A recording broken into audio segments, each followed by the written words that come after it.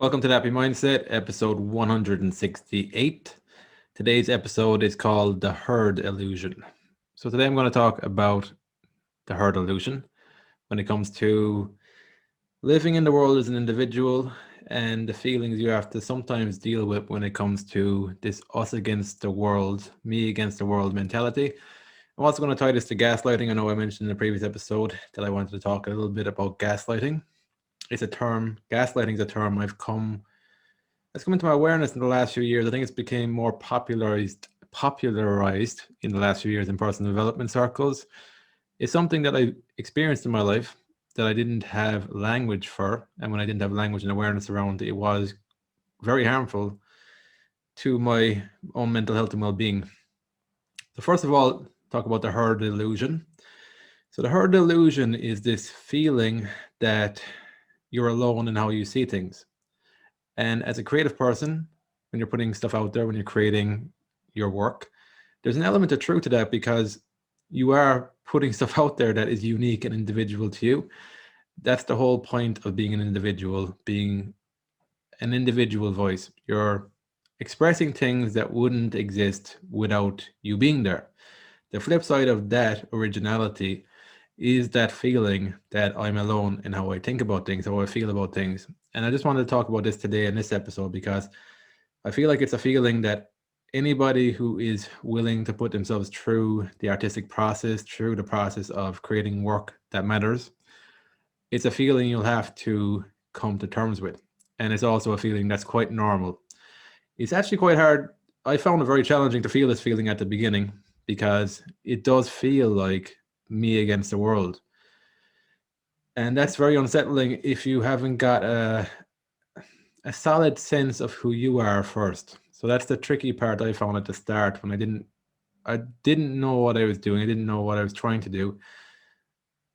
Today, it's gradually still unfolding for me. I can't say that I fully understand what I'm doing, but I'm more clear on what I get from this medium, what I get from doing these things. I see it as a release for myself.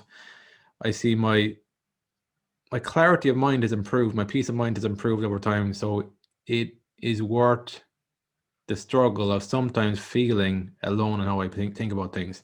That's gotten a lot better though, because people have started to gradually connect with me through my work over the years, and that sense of being alone gradually dissipates with that because you also see that other people are struggling with the exact same feelings as you, and you can help them through the process.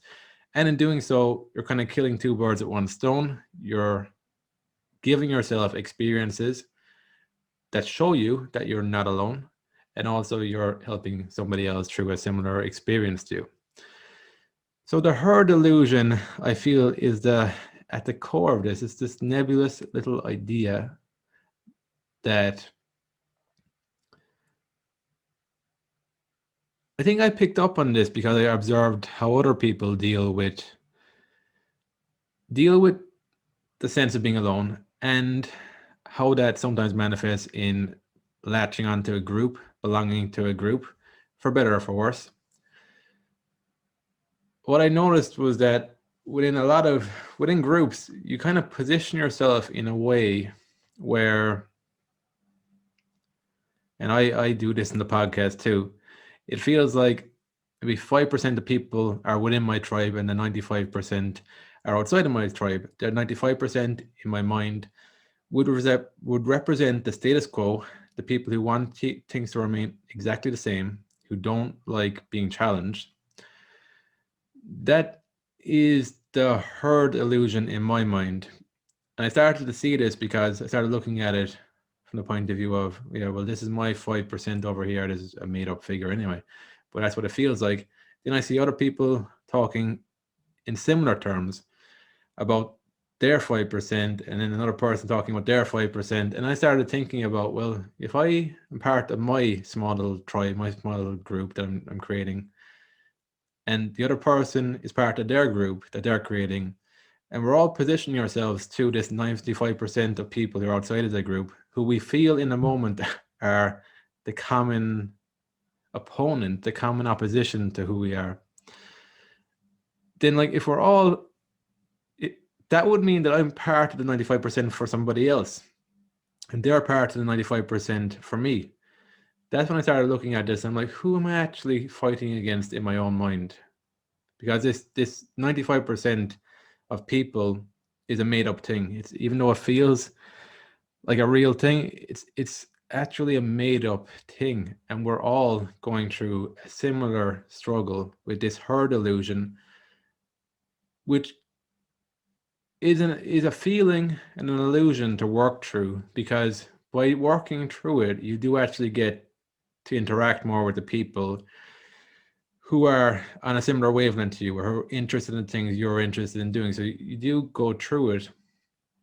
But I think it's important to recognize that it's quite illusionary, this idea of the people who are not within my tribe that I've made up in my mind. So I found that helpful because it's not as rigid and heavy when I think of it like that. That actually gives me a bit more compassion for other people, the people who, in the moment, I feel make up the 95% of other people. It's kind of like challenging the status quo without defining what the status quo is. I was having a conversation about this last week, and just that word status quo is very open. It's very hard to define what you mean when you say the status quo. You can only kind of generally talk about it in terms of how you are versus how you sense the outside world is, how you sense the other people are, and how society is. So it's kind of like battling against a made up status quo that stops you from actually changing your life. I feel as the individual, I'm going to cast aside movements, social justice movements out of this equation, but just talking from the point of view of the individual who's unhappy with the status quo, because this is why it's tricky, because the status quo is real, but it's hard to define what you mean by the status quo. Because the status quo, I feel, is very individual. Like there's lots of things that make up the status quo. I think the status quo would be the traditional way of doing education.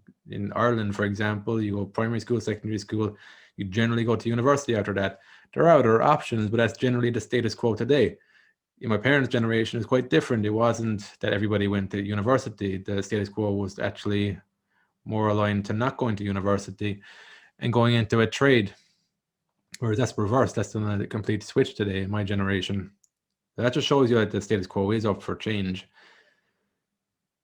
But I found in my individual life, it's been more productive to focus in on what is valuable to me and how do I go about finding that in the world, rather than battling what currently is. It's just using that principle of focusing your energy in the direction you want to move it in, rather than focusing it in the direction where there's opposition, resistance, and there's no actual evolution. So that's the herd illusion there. And this herd illusion ties into gaslighting. I feel it ties into gaslighting. I'll just talk a little bit around gaslighting, what that feels like, and also how to work through that, work through the gaslighting that you might have to face, or that you might currently be facing. You don't really see it yet. So with gaslighting is somebody making you question your thoughts, your beliefs, your ideas, to the extent that you start questioning your own reality or perception of reality, your sanity, the point where you actually start questioning your sanity. So it's a very dangerous thing if left unconscious. It's taken me a long time to, I suppose, to work through this. I think it becomes even more pronounced when you are inclined to want to be creative, express art. Because, like, sure, even looking at the picture behind me there of the abstract image, if I wasn't comfortable in myself, and if I wasn't comfortable with my thoughts, my ideas about the world, if I didn't have an open mind, receptivity to interacting with different types of people, it'd be very unsettling for me there if I've that in the background and somebody comes up challenging me about this and saying that's nonsense, and it's a very aggressive energy. So gaslighting is actually a little bit more dangerous, I feel, because so on the one hand you'll have a person who's aggressive, overly aggressive, who will actually start kind of attacking you for who they perceive you to be and what you're saying. Gaslighting is a bit more subtle. It'll be subtle things somebody will say to you that will get you to start questioning your thoughts about things. So somebody looking at my video today could go, what would they say unsettling to unnerve me? Uh, what you're saying is a load of nonsense. That's not well researched. That's not actually real. That's not true. It'll be subtle. It'll be probably even be subtler than that, but it'll be things like that where you start to kind of look at yourself and you're like, maybe they're right. Maybe my perception of things is off. Maybe what I'm seeing isn't actually true. So that is very unsettling. What I would do with it though is pay attention to the feeling. Pay attention about how somebody's making you feel, especially if they're very manipulative in this.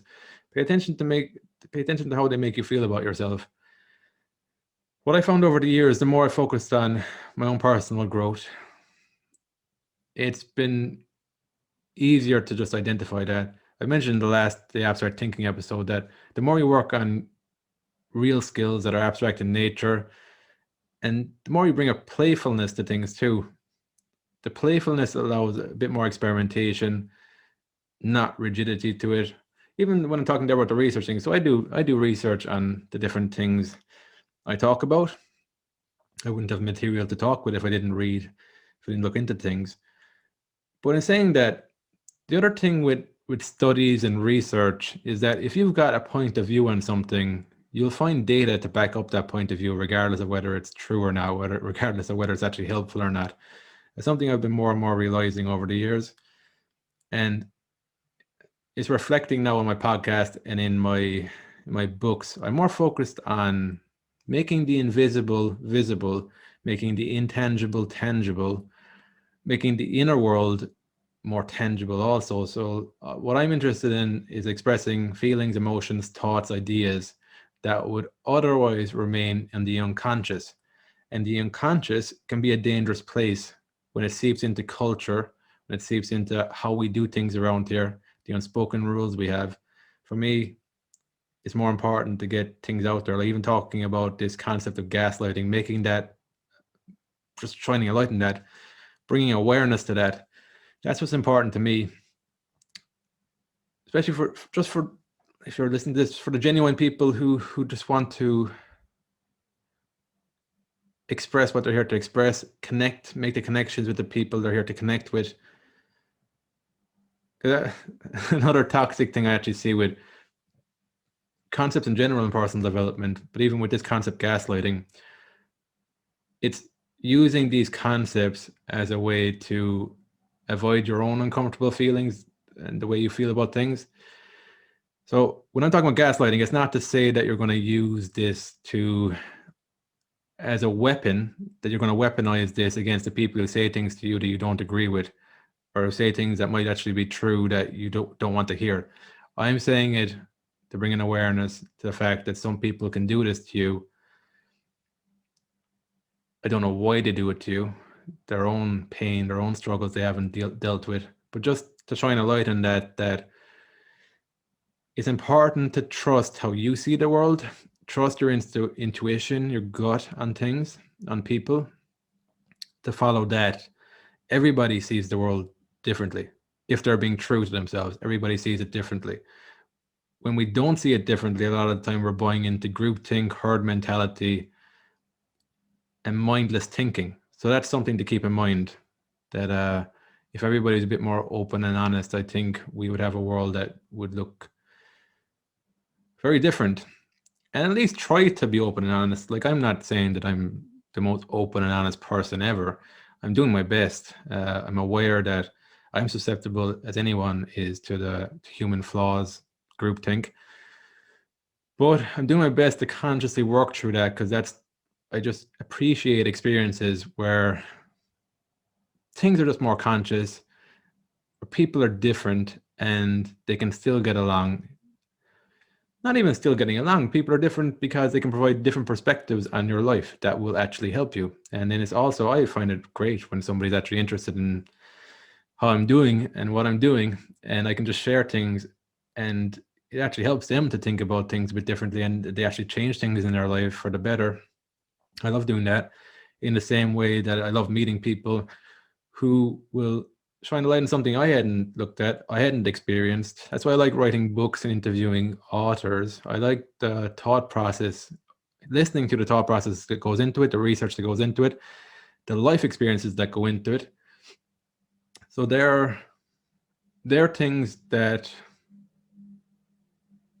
yeah, there are things that I value. There are things that are important, and that's that's why I do these things. So just linking the gaslighting to the herd illusion, just want to make that link here. So with gaslighting, it's somebody getting you to question your inner reality. Another way they actually do it is it'll be how you remember things. They'll get you to question your memory about things. So that becomes very psychologically unnerving, destabilizing. The way I think it ties to the herd mentality, or the group illusion, the herd illusion,